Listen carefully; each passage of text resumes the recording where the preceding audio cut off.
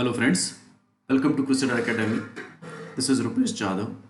This is my first lecture on Indian economy and I will like a suggestion from you people on this topic, on this subject. Okay, and this video is very much helpful for the student who are preparing for various competitive exams like civil services, state public service commissions, then intelligence bureau, then staff selection commission. So in banking especially, those also that is the main syllabus for banking and students who are preparing for other defense exam like NDA, CDS.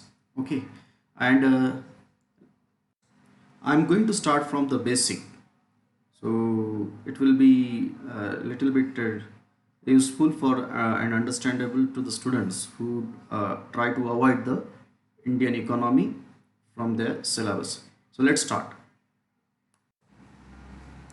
So the economics is the study of how societies use scarce resources to produce valuable commodities. So the resources which are available, okay, the resources which are available shall be used to make various product and distribute among the people. So it is simply the definition says it is the study of how societies use these scarce resources to produce valuable commodities and distribute them among the people. So that is what the definition of economics. Okay. Now the economics is further in the evolutionary process have been organized in various ways. Okay, so here I am trying to show you how the economics can be helpful and is divided into various what we say organization. Okay, so economics according to the production owner. So there are three types. Number one, capitalist. Number two, socialist. Number three, mixed. Okay, so capitalist economy, socialist economy and mixed economy.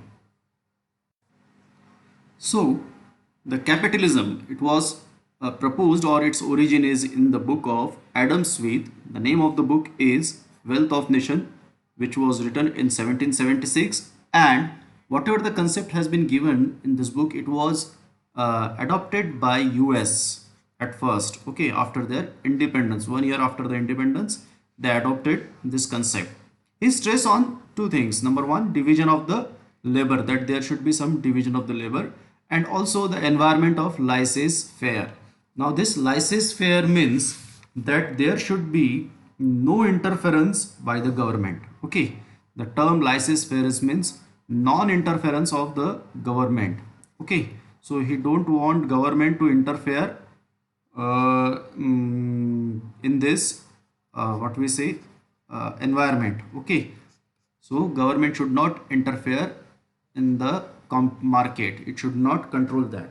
Also he proposed the price mechanism, that is he used the term that the invisible hand of market force. Okay, invisible hand of market force, that is what. Okay. And secondly, he said that an economy to function for public well-being, he acknowledged the need of competition in the market. So if there is competition in market and there is a proper price mechanism, that will be helpful for the well-being of the countryman. Okay, so that was his idea. Then exactly what is this capitalism? So this capitalism means there are a few concepts like what to produce. Okay, what to produce, then how much it should be produced, and at what price it should be sold. Okay, that all are defined by the market. Okay, that all are decided by the market, and market means the private enterprises. Okay, private enterprises, that was his idea. Okay, and while deciding what to produce, how much to produce, and at what price it should be sold, the government will take the stand of laissez-faire, that is there will be no interference by the government in that system, in this type of system. Okay, So this is what the capitalism. Then coming to the second type of economy, that is socialism or socialist. Okay. And this idea was rooted in the historical change proposed by German philosopher Karl Marx. Okay. He was a German philosopher. So he proposed this idea, and this kind of economy first came up after the Bolshevik Revolution in USSR, okay, in 1917. And this form of economic system also spread to other part of Eastern European nations, okay. So USSR, Eastern European nations also adopted this. Then here we can see the two versions of this economy. One is said to be the what we say socialist economy, and another one is the communist. Okay, communist economy. The example is China. Okay, China, and here the rest these countries. Okay, so socialistic this type of socialism emphasized on two things. Number one is the larger role of state. Okay, its role should be larger, whereas we have seen in the capitalists that they have given the larger role to private enterprises. Okay, here, and without no government interference. Okay, no government interference, that was the term license fair rates. Okay, so that is the, there should be no government interference. On other hand, here there should be role of state large, in the large proportion, and whatever be the resources there. Okay, so it should be it should have collective ownership, the collective ownership of the all means of production, that is whatever the property it has, whatever the assets it has. Okay,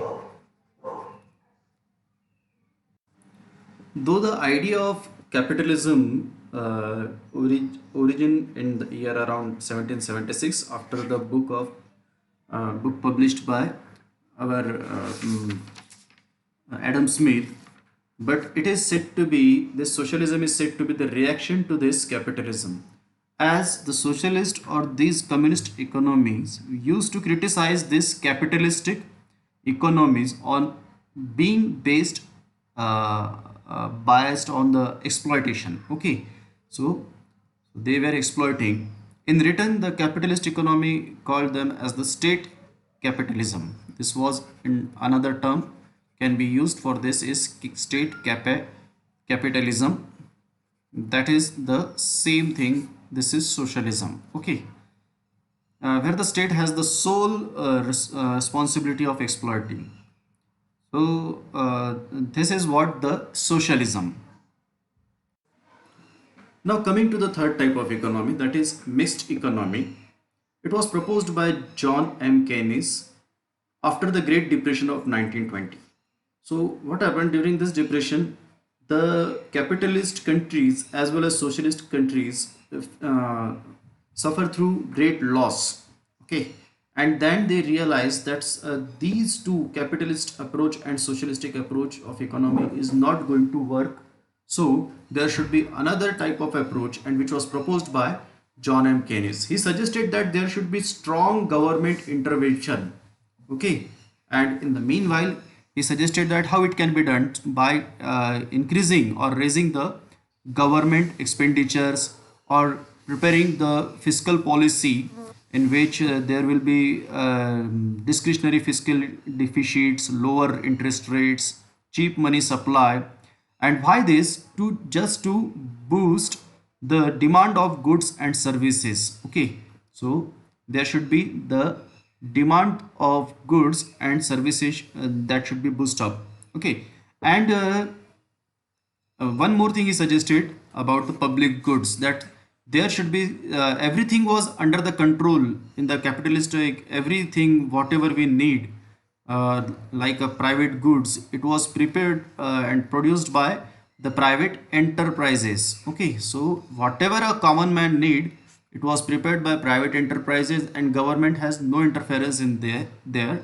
whereas here the sole control was under the state. Okay, so that is also not going to work. So that gives the some change in the economy, that the public goods should be in the hand, those which are needed from by a common man. Okay, it should be under the control of state, and that is what said to be public goods. For example, nutrition, healthcare, then sanitation, education, social securities.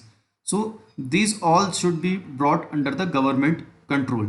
The essential goods and services which were till date being purchased by the people as private goods, okay, were soon made available by the state free of cost. These are now made free of cost, okay, giving people more spare money to create demand for the goods and service, okay, which was the part of a market.